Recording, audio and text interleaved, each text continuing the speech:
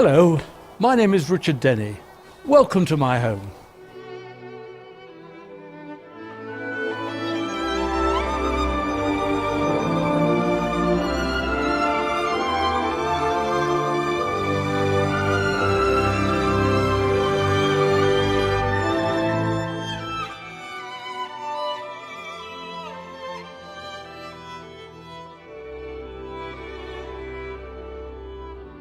This is a pre-recorded message to all my dear friends in the Ukraine and hopefully some new ones as well.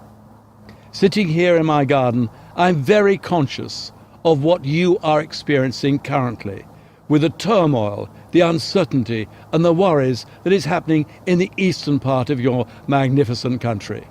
I'm not a political person, so I can't offer any solutions, and I really don't have the knowledge that, of course, you have of what is going on. All I do know is that it is making it extremely difficult for all of you to do business. And perhaps your marketplace is stagnant at the moment. It's not growing. Well, we've experienced that bit. We haven't had your turmoil, but we've had a recession here in the UK for 3 or 4 years, where nothing was really happening. We were in an environment where that I call a no-decision syndrome. People in business were not making decisions. People were not spending money unless they really had to. We've been through that. I've been through 2 other recessions in my life, but the last one was certainly the worst. But my goodness me, have we learnt some lessons from it. It's been an expensive training course. So let me share 1 or 2 ideas with you that will help you to make the most of the current situation that you are experiencing right now.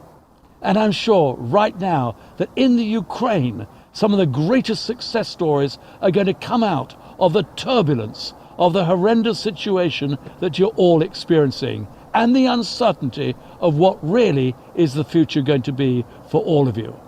So let me share some thoughts and ideas how you can make the most of the current situation, how you can make sure that you're going to get the business that is available, hopefully win some business from your competitors. If your market is not growing, what you have to do is take market share. So my first message is, don't do what most business people are doing. And that is, they are doing nothing. They're cutting their advertising budgets. They're not picking up the phone to speak to people. They're not visiting as many people. Why? Because the business is not there. People aren't spending any money. So they cut right back and they do absolutely nothing. If you want to go bust, just do that. Do nothing. What you should be doing is doubling your call rate.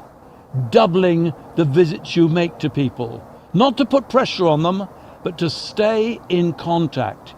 You can't make people buy things that they don't want or need, but what you can do is show that you care, show that you're interested in them. And of course, they're experiencing what you are experiencing. But when the market takes off again, as it will, you want to make sure that you're at the front line as a preferred supplier. And the way you deserve and earn that right or that loyalty to be a preferred supplier is what you currently do right now. So look to see how you can help your existing customers. Look to see what you could do with possibly a new customer to help them. Give them a lead, give them a contact, share some ideas. But above everything else, stay in contact. Double your call rate, double your meeting rate, double everything. Don't do what the failures do, and that is to stay at home, let the telephone get dusty, and do absolutely nothing. Selling in today's world is called consultative selling. And in order to be good at selling and to win business from your competitors, it's not about the hard sell, it's not about being pushy and putting pressure on people, it's about drawing them in closer. Be a pulley person. Be a person that attracts people to you. Don't push them away. Be a pulley person, not a pushy person. And remember, people buy people. We do business with people that we like, if we have choice. Of course we all have choice, but if you're the only supplier of a particular product, they can't get it from anywhere else, fine, sure, they're going to buy from you. But if they have choice, people are more likely to do business with people they like. Not necessarily by buying the cheapest, but by doing business with people they like and they trust. So the relationships that you build with your prospective customers are so important. Do remember that people buy people. And consultative selling is not about just telling, it's about asking. It's about finding out. It's about consulting. It's about being interested in what they are looking for, what they want. We're living in a world where the customer has the power. And in order to understand that, you must be customer-led, but sales-driven. What does customer-led mean? It means that you're listening to your customers. What do they want? What help do they need? What are their worries? What are their problems? What are their situations? What can you do to satisfy or supply them what they're really looking for? And that is a difference to what a lot of businesses are doing, because they're continuing to want to supply a service that they've always been doing, or they continue to want to supply a product because we've always been producing that product, as against being truly customer-led. But sales-driven means there is a passion for selling. You've got to have a passion for selling. Enjoy the success and the experience of winning a sale, of closing a deal well, and maybe, of course, beating a competitor into the bargain. So professional selling and consultative selling is, as I've just said, not about telling, it's about asking questions. And of course, asking the right questions. The more information you can find out from a prospective customer or client, the better the chance you have of selling. Imagine the situation of somebody who goes into a DIY shop, or what is often called the ironmongers, and they ask for a 1/4-inch drill. Do they want a 1/4-inch drill? Well, they think they do. So let's imagine this scenario. I want a 1/4-inch drill, please. And the assistant says, no, you don't want one of those. The customer says, I want a 1/4-inch drill, please. And the assistant says, no, you don't want one of those. Who is right? Of course, the assistant is right, because nobody wants a 1/4-inch drill. What they want is a 1/4-inch hole. You can't buy those, can you? So let's imagine this scenario. Somebody goes into the shop and says, I want a 1/4-inch drill. The assistant says, yes, sir or madam, what do you want to make a hole in? Concrete, steel, brick, timber?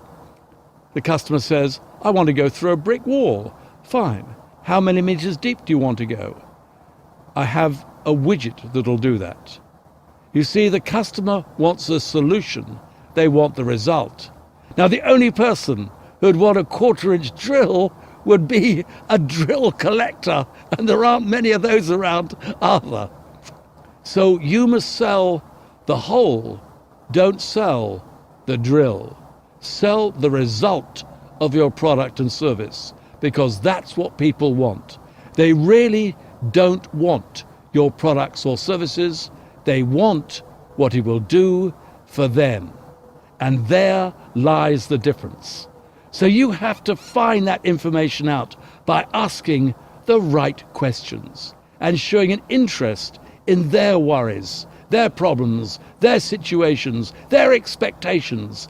The more you can do that, the better the relationship you will build, and the more certain you will have is a sale at the conclusion. These are just a few of the tips that I share with my clients to help them to win business in a challenging marketplace. Selling can be complicated so much. Of course, there's a lot more to than what I've just said. So I'm just giving you a little bit of information, but I hope that it will be helpful. Yes, my heart and soul is with you. It will not last. And out of this can come a great future. And out of this, I'm sure, the Ukraine will bounce back, will be a major player in the marketplace. We here in Britain and in Europe truly believe that the Ukraine can be a serious player in the economic community. Whether that is so or not, but that's what we believe. We also believe you have so much to offer.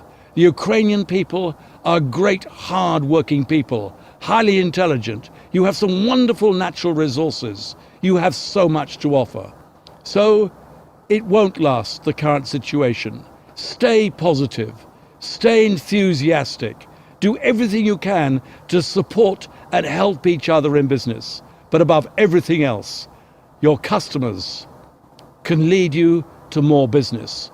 Care for your customers right now. Try and make your customers your ambassadors. Earn their loyalty. Earn their trust. Earn their respect.